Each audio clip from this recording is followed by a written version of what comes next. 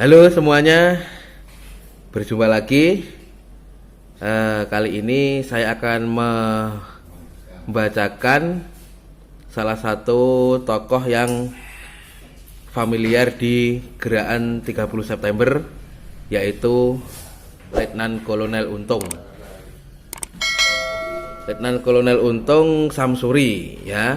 Saya menemukan buku yang berjudul Untung Cakrabirawa dan G30S, tulisan Patrick Matanasi. Ini judulnya judul bukunya Untung Cakrabirawa dan G30S, pada bab Untung sang overstay progresif revolusioner. Ya, ini sedikit banyak mengungkap tentang atau profil dari Untung Samsuri. Langsung saja saya bacakan tulisan dari Patrick Matanasi. Masa lalu dari Untung nyaris tidak diketahui secara pasti. Riwayat hidup Untung dilupakan sejarah, padahal dirinya juga salah satu dari sekian banyak orang yang ikut menentukan sejarah RI.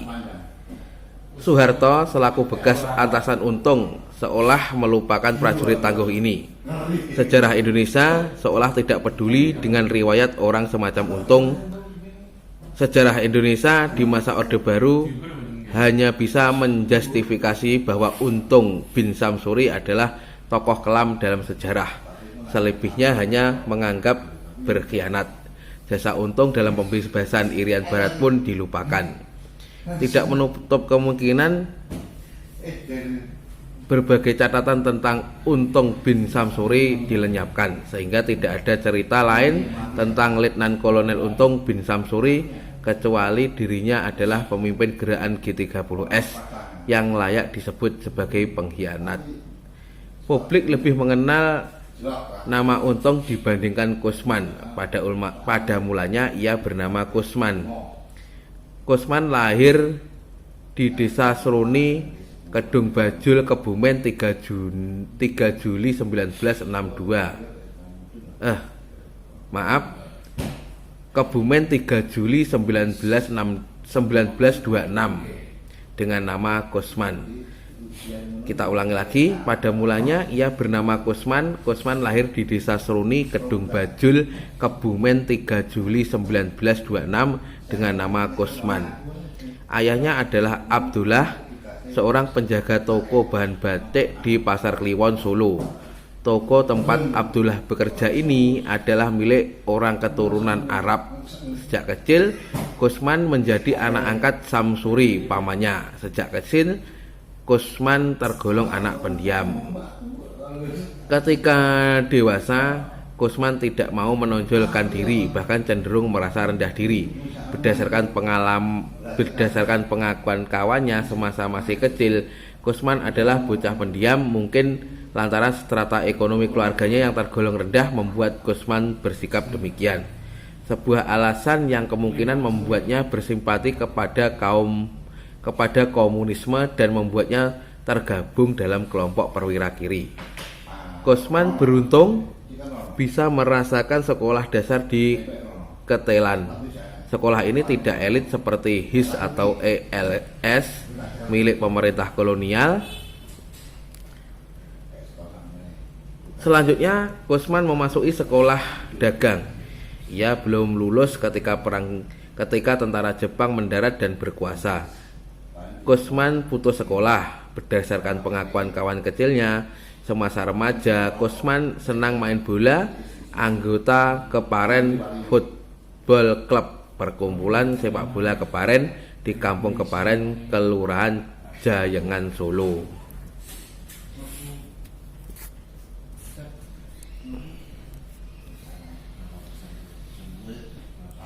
Zaman Jepang adalah zaman baru bagi banyak orang Indonesia. Masa kolonialisme Hindia Belanda telah berlalu, masa militerisme telah tiba di Indonesia.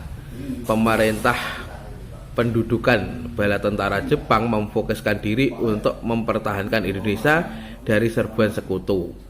Jepang lalu membentuk kekuatan paramiliter. Sebelum ada pasukan sukarela di Jawa maupun di Sumatera diadakan perekrutan Heiho, pasukan pembantu prajurit Jepang, juga membantu pertahanan Jepang dalam Perang Pasifik. Pasukan ini dibentuk berdasarkan instruksi Bagian Angkatan Darat Markas Besar Umum Kekaisaran Jepang pada 2 September 1942 dan mulai merekrut anggota pada 22 April 1943. Jumlah Heiho mencapai 25.000 personil, satu di antaranya adalah Kusman. Bagi Inada yang menginspeksi pangkalan pertahanan udara yang dijaga Heiho, begitu meragukan Heiho karena mereka dianggap tidak mampu mengatasi masalah pertahanan militer, karena Heiho dianggap pasukan semi militer yang minim latihan tempur. Meski demikian, pembentukan Heiho ini setidaknya membuka peluang rakyat miskin untuk mencapai strata ekonomi lebih tinggi. Sebagaimana diketahui, kondisi zaman pendudukan Jepang lebih sulit dibanding zaman Hindia Belanda. Kesulitan ekonomi yang sebelumnya hanya menyulitkan rakyat kecil di zaman Jepang juga menjadi sangat sulit juga bagi yang kaya raya. Belakangan, Kusman pun masuk Heiho. Masalah ekonomi menjadi alasan banyak pemuda masa itu untuk bergabung dengan Heiho. Diperkirakan Kusman masuk Heiho sekitar 1943. Beberapa bulan setelah Heiho dibentuk, syarat tanpa ijazah tinggi memungkinkan bagi Untung yang gagal sekolah untuk menjadi Heiho. Usia Kusman sekitar 17 tahun ketika masuk Heiho. Seperti Heiho yang lain, Untung mendapatkan pelatihan. Ia dilatih baris berbaris, mengenalan dunia militer serta bahasa Jepang, dan latihan perang-perangan dengan senjata kayu dan bambu runcing. Setelah mendapat pelatihan, mereka disebar ke berbagai instalasi perang milik tentara Jepang. Di Aceh sekitar 300 Heiho dikerahkan menjaga pelabuhan Sabang pada September 1944. Alhamdulillah. Ada juga yang digunakan sebagai mata-mata Kenpei Tai. Tidak diketahui secara pasti di mana Untung bertugas sebagai Heiho di zaman pendudukan Jepang. Kemungkinan dirinya hanya ditempatkan di Jawa karena setelah Jepang kalah dia berada di Jawa Tengah. Tapi fakta yang pasti, Heiho menjadi awal karir Untung sebagai militer profesional yang dibayar. Masa-masa menjadi Heiho menjadikan Untung berpengalaman untuk terjun masuk tentara nasional yang kemudian didirikan setelah kemerdekaan. Karir di Heiho tidak memiliki jejak kepakatan yang baik seperti halnya di PETA. Di mata orang Indonesia, PETA memiliki prestis yang lebih baik dibandingkan dengan Heiho. Heiho dianggap prajurit kuli bagi militer Jepang. Gaji tentara PETA pun jauh lebih baik daripada Heiho. PETA maupun Gyugun di Sumatera ditempatkan di wilayah teritorial tertentu, sementara Heiho ditempatkan di instalasi militer. Heiho diberi gaji tetap yang mengesankan sebagai tentara bayaran murahan. Meski begitu, sebagian Heiho merasa bahwa mereka adalah tentara kelas 2 dan selalu diperlakukan tidak adil. Ribuan Heiho Indonesia ada yang dikirim ke Burma, Thailand, dan Filipina.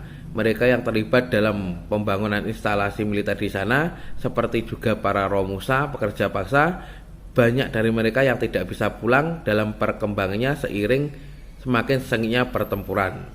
Heiho dipersenjatai dan dilatih untuk diterjunkan di medan perang, bahkan sebagian dari Heiho dikirim ke Morotai dan Burma.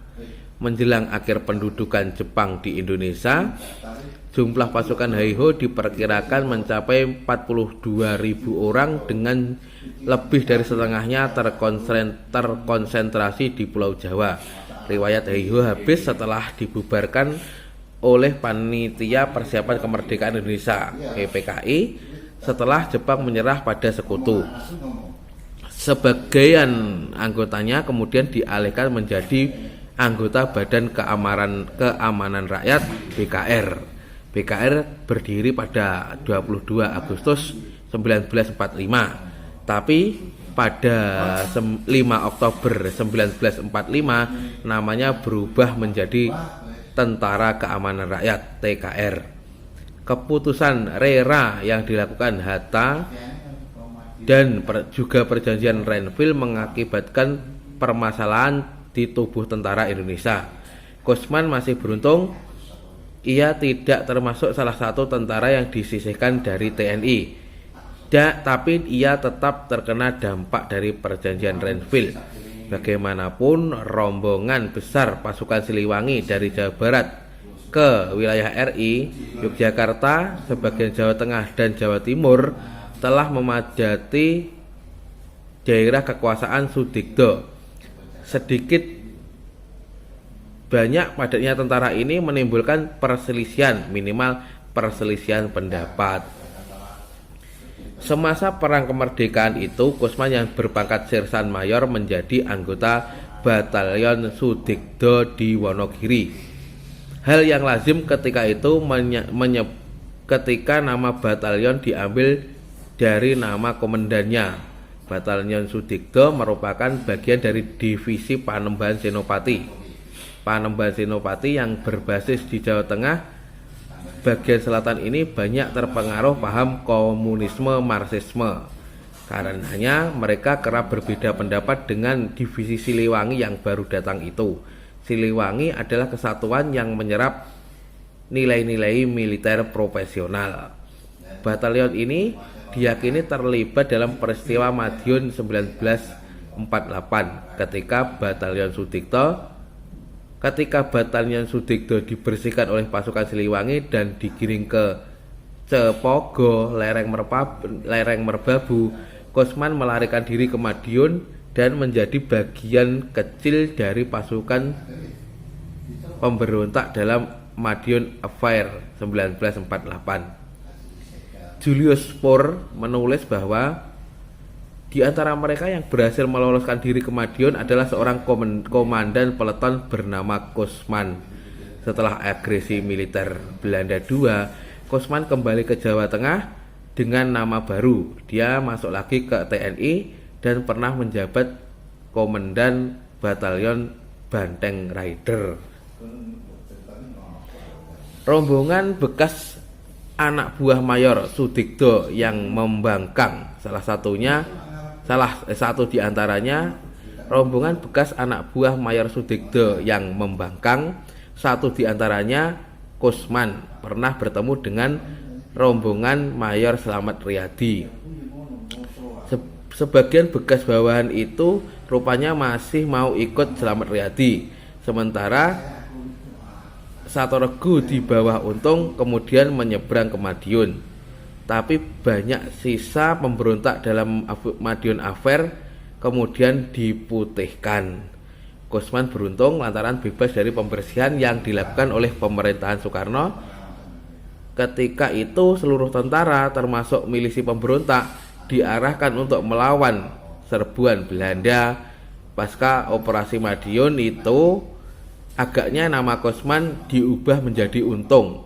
Nama ini terus disandangnya sampai dia dihukum mati.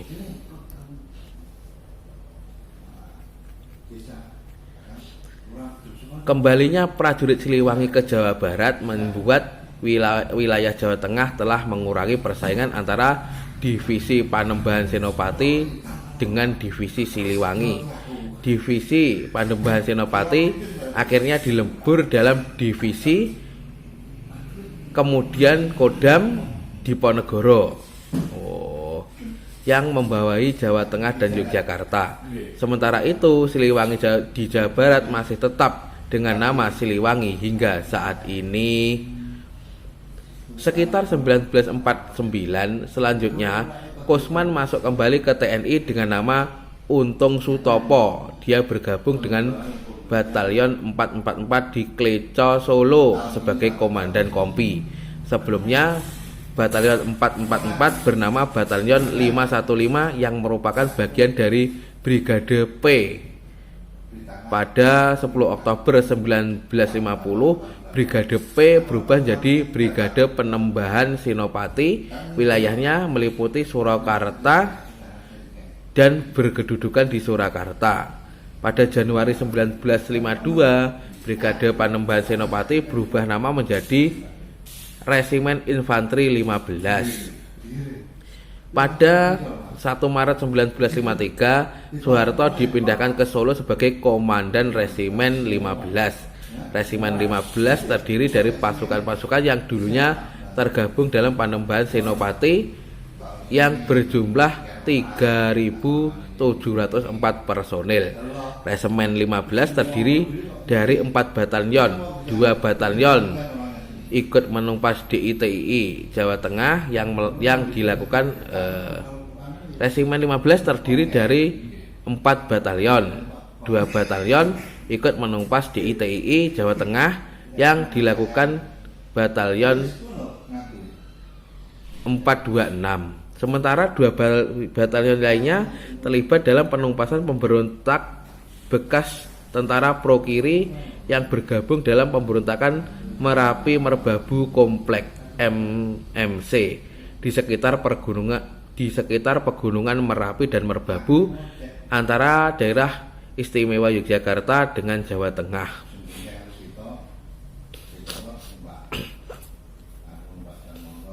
Sejak di Resimen 15 inilah Soeharto mengenal Untung. Soeharto mengakui, "Saya mengenal Untung sudah lama dan sejak menjadi komandan Resimen 15 di Solo, di mana Untung menjadi salah satu komandan kompi Batalion 444. Untung pernah mendapat pendidikan politik dari tokoh PKI Alimin." Pada 1958, Untung ikut dalam operasi 17 Agustus yang dipimpin Ahmad Yani. Selain Untung, Latif yang masih berpangkat kapten atau mayor ikut dalam operasi. Latif kala itu sebagai perwira intelijen Kodam 3 Diponegoro. Untung masih menjadi komandan kompi dengan pangkat Letnan 1. Untung baru kembali ke Jawa Tengah pertengahan 1959. Bagi sebagian orang Sumatera Barat, Untung bukanlah orang yang berpengaruh dan mereka heran ketika belakangan Untung memimpin sebuah kudeta.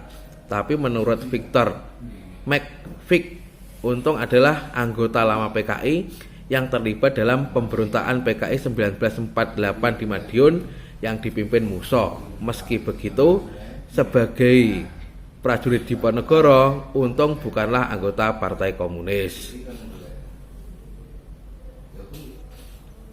Kemungkinan setelah operasi selesai, Untung kemudian menjadi komandan Batalion 454 para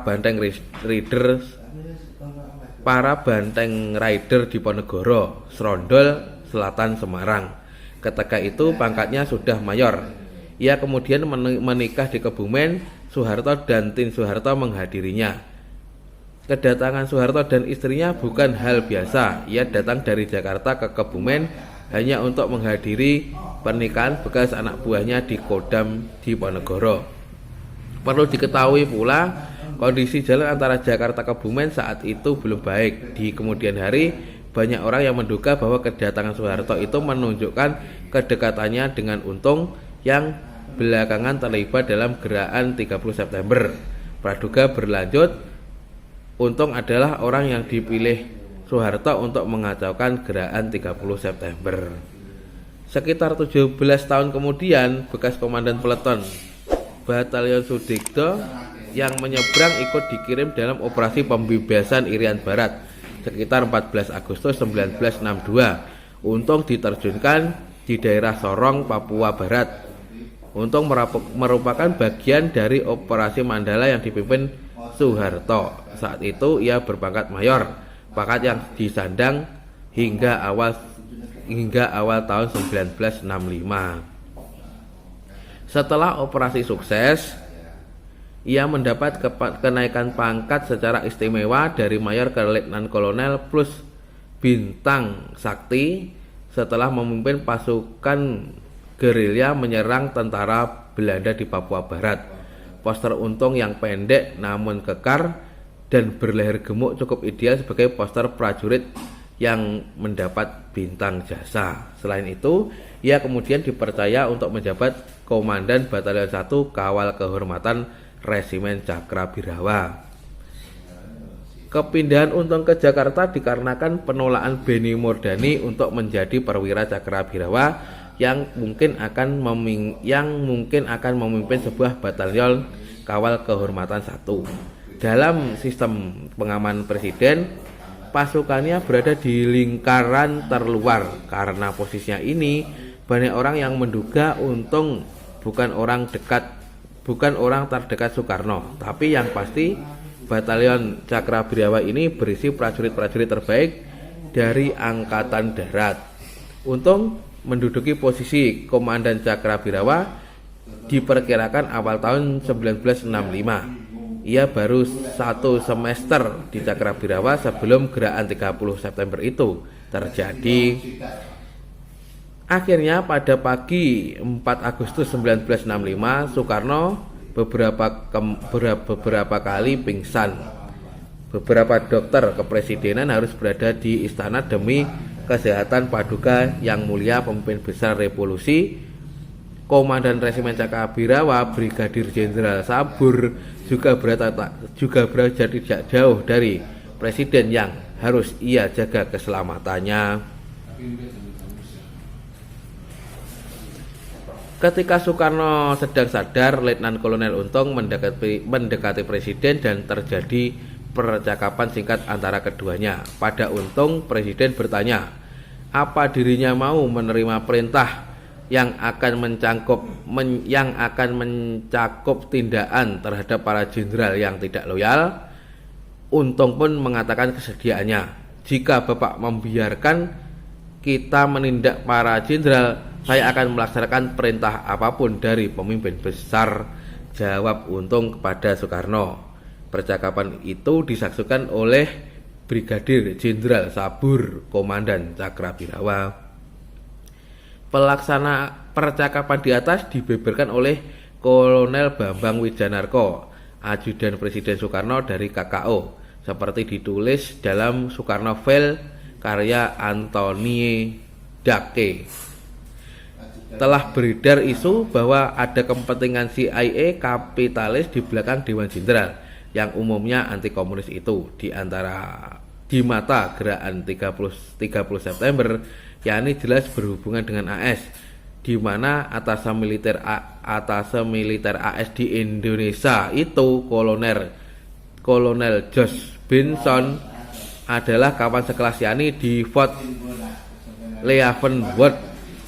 Bukan tidak mungkin kelompok Aidit yang komunis takut dengan adanya konspirasi yang akan menghancurkan PKI, mungkin juga menggulingkan Soekarno, suplai senjata dari AS kepada AD untuk menghancurkan PKI, sekaligus Soekarno yang menjadi musuh besar kapitalisme yang mengumandangkan semangat liberal di Indonesia. Sebagaimana kita ketahui, dia kemudian mengangkat diri sebagai ketua Dewan Revolusi sekaligus